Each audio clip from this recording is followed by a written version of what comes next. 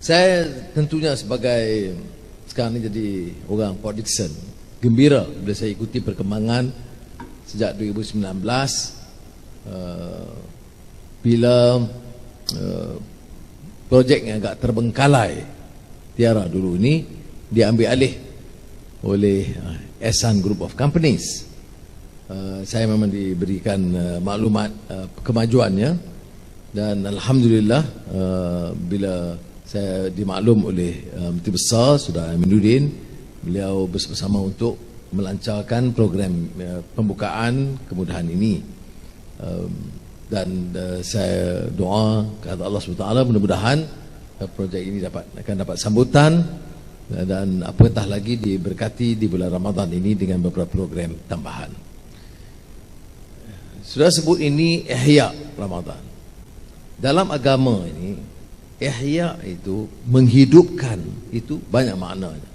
Sebab dakwah ini bukan saja bil lisan, tapi mesti bil amal. Ada perbezaan di antara ungkapan dan kata-kata dan pelaksanaan kata-kata dalam bentuk amal. Sebab itu dalam ayat Al-Quran, dalam soal Ihya ini, dalam firman Allah SWT, Ya ayyuhallazina amanu istajibu lillahi walir rasul idza da'akum lima yuhyikum. Lima yuhyi itu penghayatan, ya. Maknanya seruan kepada orang beriman, menyeru itu satu kebaikan, ya. Semua orang boleh seru kadang baik, sedang macam-macam lah seru baik, hiduplah secara sederhana tapi dia tergedarah lebih daripada orang lain. Jangan belanja boros, tapi tengok kehidupannya penuh borosan. Kita tolak rasuah, tapi yang bercakap juga kepala rasuah.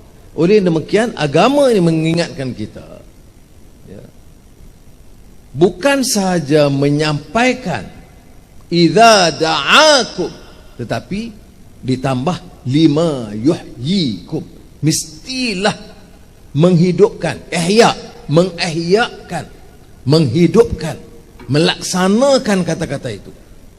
Di antara tugas dalam puasa bulan Ramadan ini, betul tahan lapar dan dahaga. Tetapi bila kita umpamanya iftar buka puasa, kita tak ingat orang yang susah, ya. Belanja kita, keborosan kita itu, jadi dia bertentangan dengan semangat ihya Ramadan. Ihya Ramadan ini selain daripada lagi nilai spiritual, supaya jadi lebih baik, amalan lebih banyak, tarawih, baca Quran, kuatkan akidah keimanan kita, adalah untuk lebih prihatin tentang derita rakyat. Sebab itu bila kita tengok umpamanya ada orang puasa bulan Ramadan tapi tak peduli langsung jiran dia yang miskin, yang susah dan karyahnya tidak dijaga. Ini bertentangan dengan ihya Ramadan. Ihya Ramadan. Dan bila saya sebut jiran, tetangga atau qaryah, saya sebut Muslim dan bukan Islam, semua sekali. Dia tak boleh kata jiran saya yang miskin ada 15 orang, 10 Muslim atau Melayu atau Indian Muslim, 4 India Hindu, 1 Cina Buddhis. Jadi kita jaga 10 yang Muslim cukup. Tak betul. Dalam program kita, kesedaran agama kita tentang masalah jiran tetangga, orang susah di qaryah kita, sama dia Muslim atau Kristian atau Hindu atau Buddhis, dia mesti jadi tanggungjawab kita, meringankan beban kita.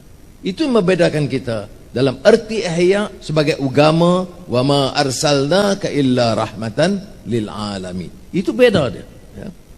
Jadi sebab itu saya ucap terima kasih kepada Datuk Haji Abdul Hamid dan bala tentera dia lah ramai. Bala tentera ni maknanya staff dia, kekuatan dia lah. Kalau dulu disebut bala tentera, sekarang ni staff dan eksekutif dan pengurus. Kerana menjayakan program Ihya Ramadan ini, ya. Jadi saya ada kaitan pelaksanaan kata-kata, membantu orang yang susah, dan nilai spiritual bulan Ramadan ini. Dan saya sebagai tanggungjawab, bukan bagi tazkirah ba'da zuhur ni, tapi tanggungjawab mengingatkan ya, bulan ini juga ya, minggu lalu bila di sini sambut Ramadan ni saya sebut tentang apakah ayat ni diperintahkan kepada kita bulan Ramadan. Ya ayyuhallazina amanu kutiba alaikumus shiyam kama kutiba alal ladzina min qablikum la'allakum tattaqun. Islam ini ya, banyak kawan-kawan kita yang kadang-kadang tak ikuti. Perintah Ramadan itu puasa untuk orang Islam. Tapi Quran menyebut seperti mana yang diperintahkan kepada umat terdahulu. Maknanya orang-orang sebelum Islam itu ada amalan puasa mereka. Dengan cara begini, tak adalah sangat perbenturan atau pertentangan atau pergelutan di antara agama di negara kita. Kerana Quran sebut ada bulan puasa bulan Ramadan, perintah, tapi Quran mengiktiraf, menyatakan seperti mana yang pernah orang terdahulu sebelum Islam pun ada puasa mereka masing-masing, agama mereka masing-masing. Jadi puasa itu satu amalan yang universal. Cuma ditekankan dalam Ramadan ini ya, la'allakum tattaqun, supaya kita bertakwa kepada Allah SWT. Sebab itu amalan kena tambah. Dia bulan Ramadan, dari masjid saya kata 3 malam pertama penuh, 3 malam akhir penuh, tengah tu dia lapang. Jadi dia tidak ada istiqamah, tidak ada kesungguhan menyempurnakan amalan. Sebab ini kalau ada, kita macam sekolah, saudara-saudari, anak-anak di sekolah, kita ingat kita tak masuk sekolah. Tak betul. Bulan Ramadan ni semua masuk sekolah. Sekolah Ramadan, madrasah Ramadan, ataupun dikatakan tarbiyah ar-ruhiyah, di mana kita suci balik diri kita dan amalan kita. Sebab itu nak suci macam mana? Lapar, dahaga, ya. Quran tak baca, tambahan. Masjid kita tak imarahkan. Tarawih kita tak sempurnakan. Jadi kalau begitu, jadi sekolah kita ni macam ambil UPSR 4-5 kali tak lulus. Umur berapa sekarang? 60 tahun. Berapa kali dah Ramadan? 60 kali. Atau katalah 40 kali. Baik, 40 tahun betul-betul. Tapi UPSR tak lulus juga. Kerana amalan kita itu tidak kita perbaiki. Kita tak tingkatkan. Kita masuk madrasah tahun ini, tahun depan masuk lagi, tahapnya sama, tak meningkat. Sebab itu madrasah Ramadan yang disebut la'allakum tattaqun itu mengangkat darjat ketakwaan kepada Allah SWT. Sayyidina Umar bin Khattab radhiyallahu an ditanya, apa dia takwa? Ittaqullah. Kalau dalam khutbah Jumaat, ittaqullah haqqa tuqatih. Takwalah kepada Allah dengan sesungguh takwa. Makna takwa apa? Takwa ini bila ditanya Sayyidina Umar, ia seolah-olah kita berjalan dalam belukar yang berduri. Ya, orang yang mungkin baik, mungkin alim, ya, tetapi dia masih ada jalan itu yang penuh berduri. Makna dia kena waspada, siap siaga, teliti. Apatah kita ada lagi, termasuk saya, dengan kekurangan kita, dengan ilmu yang tak banyak, amalan tak banyak. Kalau kita nak takwa, kita harus waspada. Jalan ini penuh belukar dan duri. Maka kata Sayyidina Umar, jaga, maka teliti. Jalan belukar waktu gelap, jadi harus teliti supaya jangan luka kerana langgar pohon berduri ataupun koyak baju-baju kita. Jadi senantiasa itulah maksudnya ketakwaan. Always in the state of preparedness. Ini baru kita boleh maju. Baik, habis dah bab tazkirah ni. Ni kita meraihkan saudara Abdul Hamid dan rakan-rakan dia, dan gembira alhamdulillah.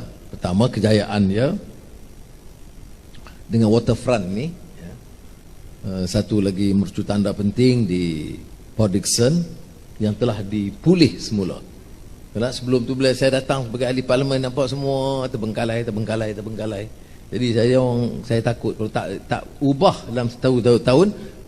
Saya dah beritahu Khairi, ini DO saya dengan DO sekali dianggap DO di mana? DO di daerah Terbengkalai. Oleh itu saya pakatlah dengan DO, dengan Zamri, dengan Ravi semua ni. Kita kata oleh itu kita harus percepatkan dan sokong apa saja langkah untuk memulihkan.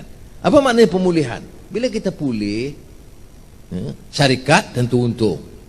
Bila syarikat untung, dia ada tanggungjawab. Bukan sekadar CSR.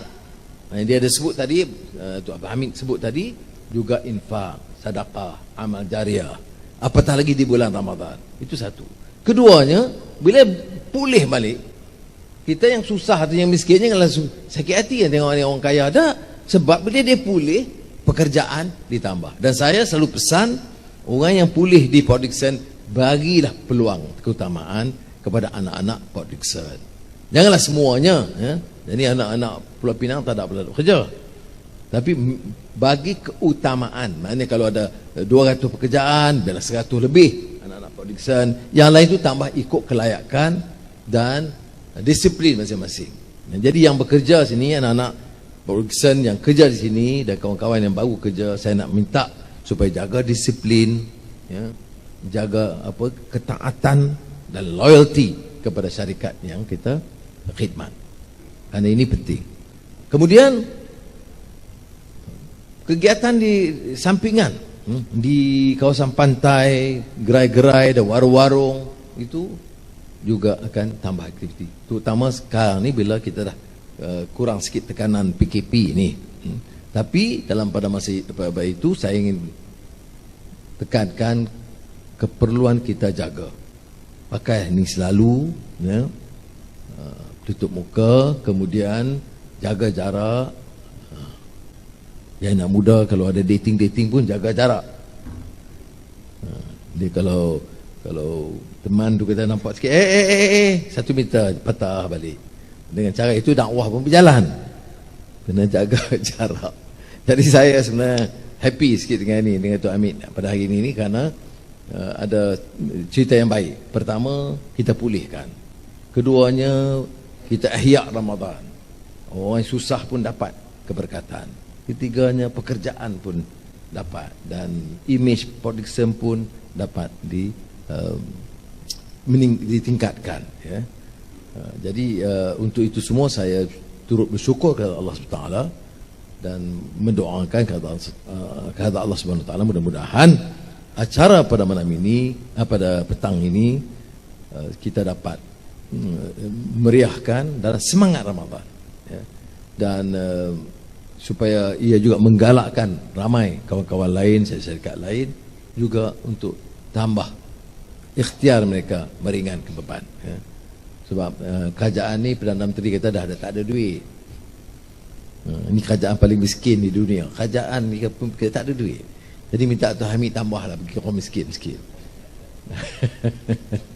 Jadi ucap terima kasih lah, ya, kepada semua saudara-saudari, ya, yang jaga anak-anak, yang ada anak-anak ini jaga supaya amalan mereka lebih baik. Ramadan biar jaga tanggungjawab ibu bapa, ya. Jaga anak-anak Ramadan dengan baik, sekolah mereka, pendidikan, jaga. Takat kami tolong kerja hari-hari, saya bagi duk cari duit nak beli komputer, tablet, duk bagi peranti ni, ya. Tapi saya tak boleh kawal di rumah.